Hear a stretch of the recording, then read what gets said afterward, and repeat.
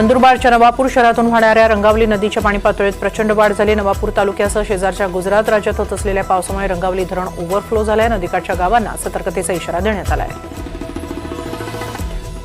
धुळे शहरासह परिसरात रात्री उशिरा झालेल्या पावसामुळे पिकांचं मोठं नुकसान झालंय। मका, हरभरा तसंच कपाशी पिकांना मोठा फटका बसलाय। प्रशासनाकडून नुकसान भरपाईची आता शेतकऱ्यांना अपेक्षा आहे।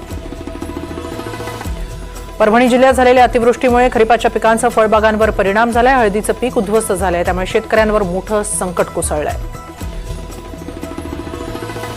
पंढरपूरच्या माढा तालुक्यातील वाकाव गावात 2500 लोक अडकले। गावाला चारही बाजूने पाण्यानं वेढा घातलाय, त्यामुळे गावात मदत पोहोचवणंही अवघड झालंय।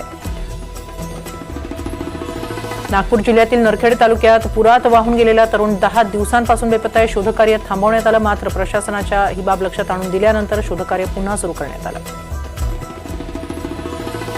हिंगोलीच्या सिद्धेश्वर धरणाच्या 14 दरवाजांमधून 33,238 क्युसेक पूर्णा नदीपात्रात विसर्ग। येलदरी धरणातून पाण्याचा विसर्ग केला जात असल्यानं सिद्धेश्वर धरणाच्या पाणी पातळीत वाढ। लातूर जिल्ह्यात नदी नाले आणि ओढ्यांना पूर, अनेक पूल गेले वाहून, शेती पिकंही पाण्याखाली। शेतात पाणी शिरल्यानं शेती निघाली खरडून।